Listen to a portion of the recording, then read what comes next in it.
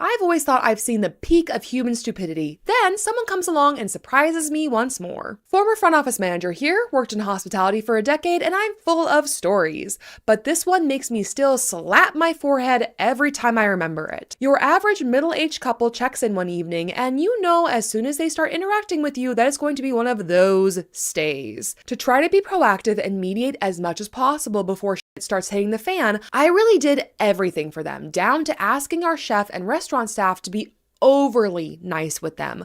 I want to give them absolutely no reason to complain for a refund.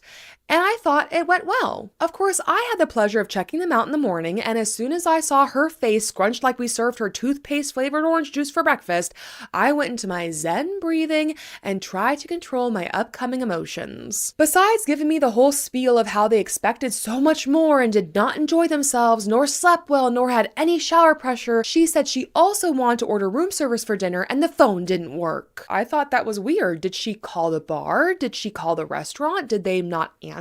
No, I called reception because you told me that I can just press 0 and I can call the front desk, and it didn't work. In the meantime, I sent maintenance to check it and they confirmed the phone is fine, so I prodded on how it wasn't working and what happened. Exasperated out of her mind, she indulges me with eye rolls and sighs and says, "Look, I'll show you." She then proceeds to take out her mobile phone, press 0 on the numpad, and show me how that is not dialing for reception. See? I did ask very gently whether she had used the phone in her room to do this, and she assured me it was the same mobile phone she used while in the room, and it still did not connect to reception.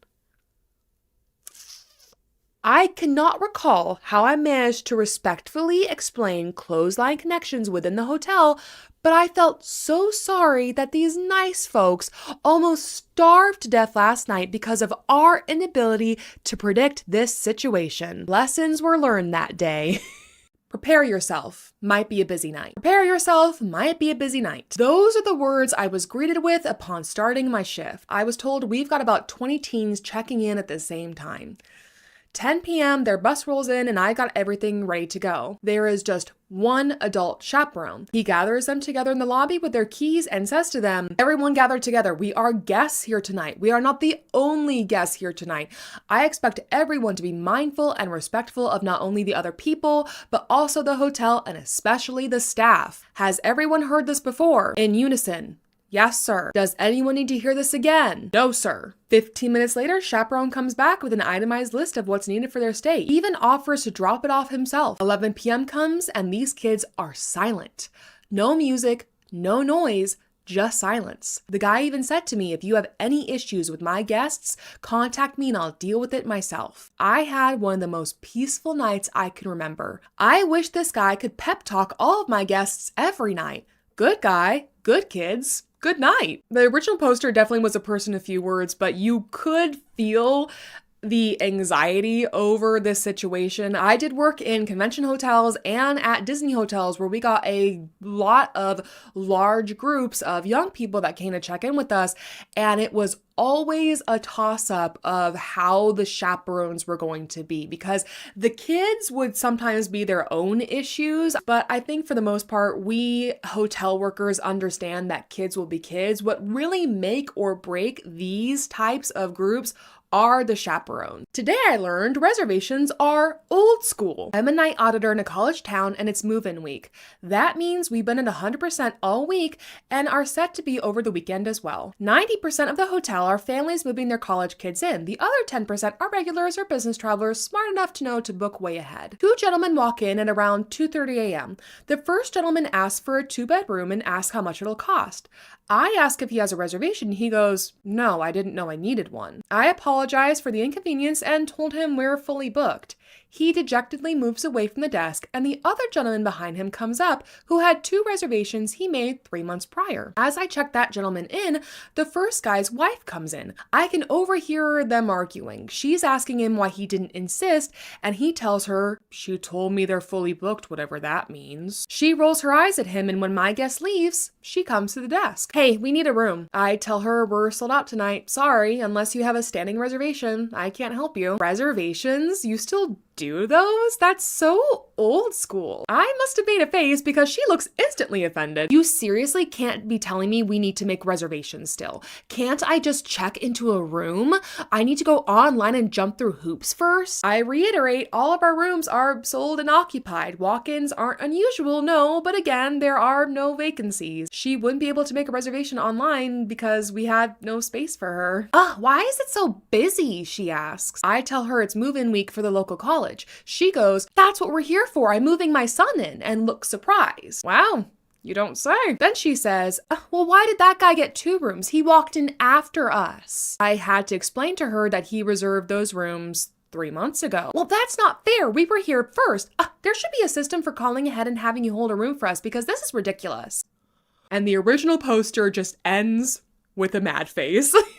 Hi, can I have the next guest? Hi, we're checking in. Welcome. May I see your ID and credit card, please? Yeah, sure. Here you go. And by the way, would it be okay for us to leave our car here? Well, you're staying with us for just the night, so... Yeah, we're staying tonight and we're flying out tomorrow. We'll be gone for a week and we want to leave our car here. Oh, okay. I'm sorry, but no, we don't offer park and fly. But I called here and someone told me it would be fine. Oh, really? Who did you speak with? Well, I didn't get a name, but I can show you the call log on my phone, see? I'm sorry, ma'am, but that doesn't really tell me much, and there aren't any notes on your reservation. Well, either way, the person I spoke to on the phone said it would be fine, so can't you honor that? I'm sorry if you were misinformed, but that's not our policy. But the airport does offer extended parking, so... Yeah, I know that, but leaving our car was the entire reason we booked at this hotel. Well, if it would help, then I could pull some strings and get your reservation canceled with no penalty, and then you could go find new accommodations that offer what you're looking for. At this time of night, as if. Well, it's only 7 p.m., but okay. Can I speak to the manager? The manager has left for the day, but she will be back tomorrow morning. Hey, honey, how's check-in going? She's saying that we can't leave our car here for the week, even though that's literally the only reason we booked this hotel, and I even spoke to someone on the phone about it. When did you speak to someone on the phone? I spoke to someone, okay? Okay, you know what? We can figure this out later. Let's just finish checking in. Here, why don't you use my credit card instead of hers? Sure thing. How much would it cost to leave the car here? Ma'am, we don't offer that service at all. If your car is left here after you check out, it will most certainly be towed. Now you're all checked in. Here are your keys. Room number is written inside the packet. All right, thank you. Come on, hon, let's go. Well, I just want you to know that I did call here directly. Okay, have a great night. And that's exactly what happened. I see, so that's what happened. And then obviously her next step would be to go online and leave us a 1-star review saying, poor communication, got told we could leave our car here over the phone, but the front desk was very rude and unhelpful. She even says that you offering to cancel her reservation was basically you telling her to get lost. That wasn't it at all. I know, Nat, that's why I replied to her review and I confirmed that we don't allow park and fly and that you were just trying to be helpful when offering to cancel. I mean, she probably won't care, but at least anyone who reads her review will know that she's, full of it. Exactly. Thank you. Housekeeping to front desk. Go for front desk. Hey, yeah, I stepped outside for my break and, there is a cat in the window of one of our rooms. Oh, of course there is. I know exactly who those guests are. Don't worry, I'll deal with it. All right, 10-4. I knew it. I knew it. Hi, Miss Cuddy. Yeah, this is Natalie at the front desk. Could you please come up as soon as possible? All right, thank you.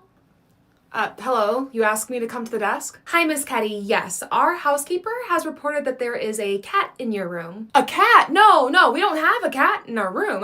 Well, we haven't even had housekeeping come service our room the entire time we've been here, so they must be mistaken. It was a different room that they walked into and saw a cat in. Well, she saw the cat sitting in your room's window. Oh, that cat. Yeah, that cat is my daughter's service animal. Really? And what service has the cat been trained to perform? You can't ask that. Yes, I can, actually. Here, I have a printout of the list of questions I am allowed to ask according to the ADA. Well, she doesn't perform a task. She's an emotional support animal. She helps with anxiety. Well, if you look look at the second page, you will see that the ADA does not recognize emotional support animals as service animals, and therefore they don't get the same protections. Also the ADA does not recognize cats as service animals, only dogs, and in some cases, miniature horses. Miniature horses? Yep. Okay, well, so what? Do we have to leave? The cat cannot stay here, so if that means you all need to go, then that's what needs to happen. But that's not, all right, fine. And that's another one for the banned books. Guest rented a room for 2 hours, claimed he never used the room, and then demanded a refund. Turns out he's just a bad liar. I'll try to keep this one somewhat short. Checked in a man around midnight. I'll refer to him as guest 1. He paid in cash and specifically requested 2 keys. I put him in a room on the first floor, per his request, and right down the hall from the front desk. He walks outside, and I don't see him again. Several minutes later, I see another man walk in. I'll refer to him as guest 2. I haven't seen guest 2 before, but he has a key.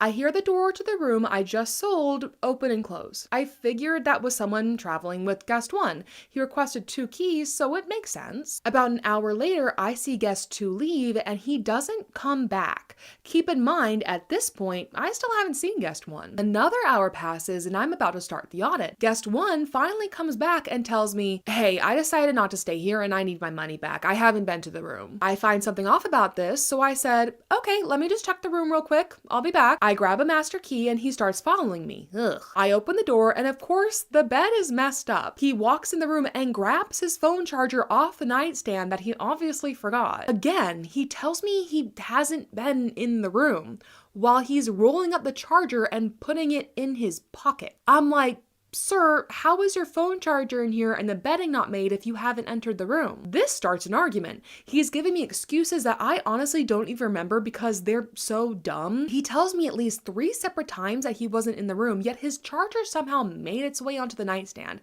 He keeps contradicting himself and I feel like he's gaslighting me. At this point, I'm over it and I let him know I cannot authorize a refund. The room has been used, needs to be cleaned in order to be resold, and there's no housekeeping on duty right now. To placate him so he'll go, I tell him he can call in the morning and speak with the general manager regarding the refund. He agrees, returns 1 room key, and leaves. Here's what I think. He requested the first floor for easy access to the side exit so I wouldn't see him enter the hotel. Guest 2 was likely here to entertain guest 1. Guest 1 only had 1 key to return to me because guest 2 obviously has the other. This whole thing was planned from the beginning so both guests could have a rendezvous without having to pay for the room. And guest 1 did not expect me to check the room and assumed I would take him at his word.